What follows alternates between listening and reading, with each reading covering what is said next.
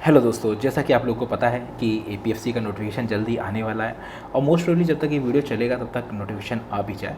जैसा कि मैंने लास्ट वीडियो में बताया था कि ईपीएफओ ने अपना काम कंप्लीट कर लिया है। अब यूपीएससी के ऊपर है और कब नोटिफिकेशन आउट होता है, और इस प्रोसेस में लगभग 1 से 2 महीने लग सकते हैं, जल्दी भी हो सकता है, लेकिन अब चीज़ें यूपीएससी के ऊपर है कब तक वो निकालते हैं। तो दोस्तों, जब नोटिफिकेशन आएगा तब तक उसके पहले ही बहुत सी ऐसी कन्फ्यूज़न है लोगों के बीच में, ताकि वो दूर हो जाए, ताकि जब नोटिफिकेशन आए तो आपके अंदर वो कन्फ्यूज़न ना रहे, ताकि बहुत सी चीज़ों छोटी छोटी गलतियों से बहुत सी बड़ी बड़ी मिस्टेक्स हो जाती हैं, है ना।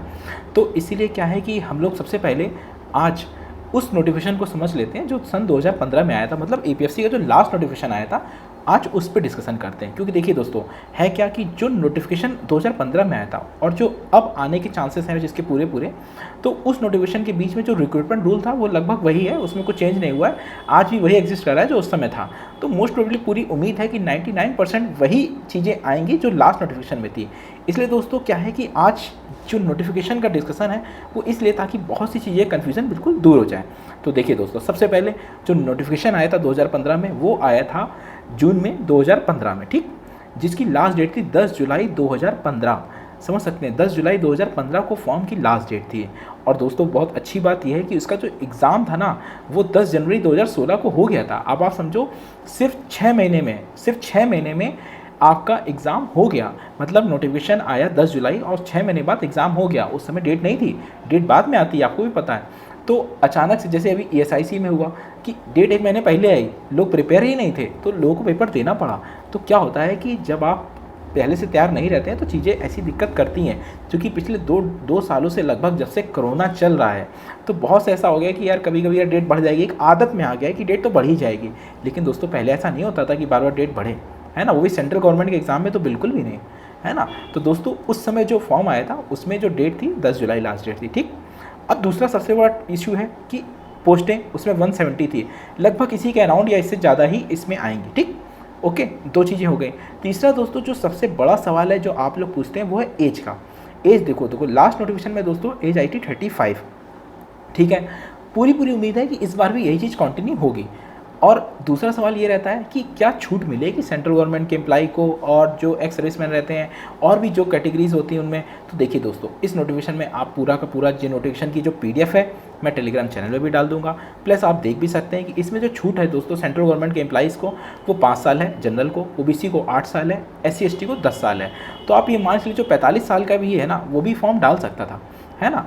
तो इसीलिए दोस्तों क्या है कि जनरल एज 35 है, बाकी एक्स रिलैक्सेशन सेंट्रल गवर्नमेंट के एम्प्लॉई को भी इस तरह से मिलता जाता है, प्लस अदर रिलैक्सेशन भी है ओबीसी का, SC ST का।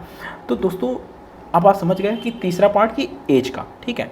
अब दोस्तों हम लोग बात करते हैं एग्ज़ाम पैटर्न की। तो देखिए दोस्तों, जो लास्ट टाइम पेपर हुआ था उसमें एक रिटर्न था, फिर इंटरव्यू था। यही चीज़ आज भी कंटिन्यू है, एक रिटर्न होगा उसके बाद इंटरव्यू होगा। उस समय पेपर में 100 लिख कर आता था, लेकिन अब दोस्तों उस रेशियो में 300 ही लिख कर आता है। तो देखिए दोस्तों, इसमें खाली क्या होता है कि 2 स्टेप होते हैं। पहला स्टेप में रिटर्न होता है, दूसरे में इंटरव्यू होता है। रिटर्न देखिए दोस्तों, रिटर्न में 120 क्वेश्चन आते हैं, ठीक। 120 क्वेश्चन आते हैं 300 नंबर के, ठीक है। 120 क्वेश्चन आते हैं 300 नंबर के, उसमें 1/3 की माइनस मार्किंग होती है, ठीक है। यही चीज़ डिसाइड करती है कि आप इंटरव्यू में जाएंगे कि नहीं जाएंगे, ठीक है। इसमें दोस्तों सिलेबस हम बाद में डिस्कस कर लेंगे, पहले ये समझ लेते हैं कि इसमें जो पहला चरण होता है मेन चीज़ यहीं पे होती है। इसी में ही दोस्तों लगभग मतलब 3 गुने स्टूडेंट सिलेक्ट कर लिए जाते हैं, ठीक है। तो लगभग ये मान के चलिए कि 300 में जो इसका लास्ट कट ऑफ गया था, है ना, कट ऑफ जो गया था लास्ट वाला वो गया था 66.5 जनरल का।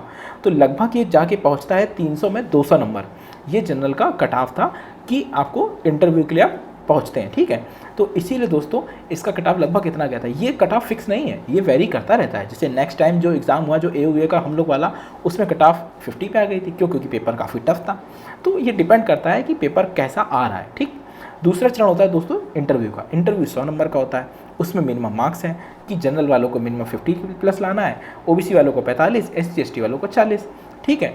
ये 2 स्टेप होते हैं। इसीलिए दोस्तों बहुत गोल्डन चांस इसीलिए उन सभी के लिए जिनके पास सिर्फ सिंपल ग्रेजुएशन भी है, समझ गए।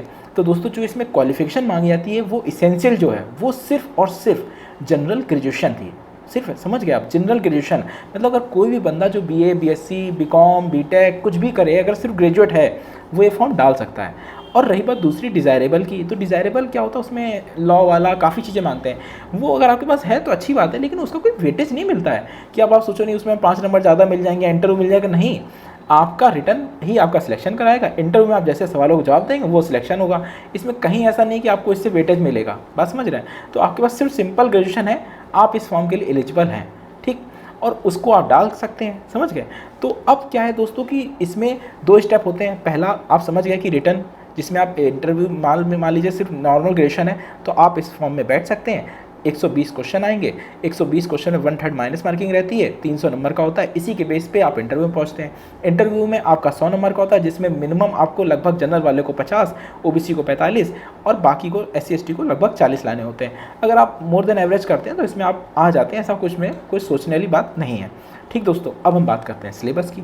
तो देखिए दोस्तों, जो सिलेबस है इसका, उस सिलेबस में कई पार्ट हैं, ठीक है, जिसमें बहुत से लोग कन्फ्यूज़न रहता है कि ज्योग्राफी आती है कि नहीं आती, इन्वायरमेंट आती है कि नहीं आती है ना। तो लेकिन आज मैं क्लियर कर दूँ, तो जो ऑफिशियल सिलेबस है, ऑफिशियल सिलेबस दोस्तों उसमें क्या है कि मैथ है, रीजनिंग है, ठीक, कंप्यूटर है, ठीक है, ये लगभग 20 क्वेश्चंस रहते हैं।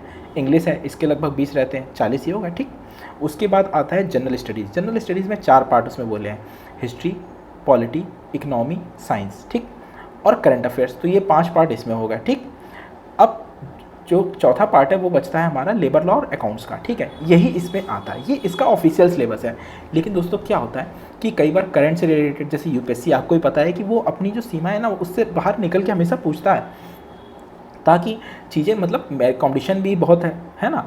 प्लस अगर कोई टॉपिक करंट से जुड़ा हुआ है जैसे ज्योग्राफी का, एनवायरनमेंट का, तो वो पूछ लेता है ना। तो आपको बेसिकली क्या करना है, पहले वो चीज़ें जो सिलेबस में है और फिर बाद में वो चीज़ें जो सिलेबस में नहीं है, समझ गए। तो दोस्तों ये जो पूरा का पूरा जो डिस्कशन है, ये पूरा का पूरा लास्ट नोटिफिकेशन का है। तो दोस्तों लास्ट नोटिफिकेशन का डिस्कशन सिर्फ इसलिए बताना बेहद ज़रूरी था ताकि आप लोगों के दिमाग में कोई कन्फ्यूज़न ना रहे कि जो आने वाला नोटिफिकेशन है वो किस तरह का हो सकता है, क्योंकि उसमें रिक्रूटमेंट रूल बीच में अभी चेंज नहीं हुए है ना। तो 99% चांस है कि वही आना चाहिए। इसलिए दोस्तों, ताकि बहुत से ऐसे मिथ जो मार्केट में या चीज़ों में चल रहे हैं लोगों के बीच में, तो वो ये है कि आप लोग कन्फ्यूज़न ना रहें, लास्ट वाले को समझ लीजिए, उसी हिसाब से अपनी तैयारी को कंटिन्यू करिए, ठीक है दोस्तों। Best of luck.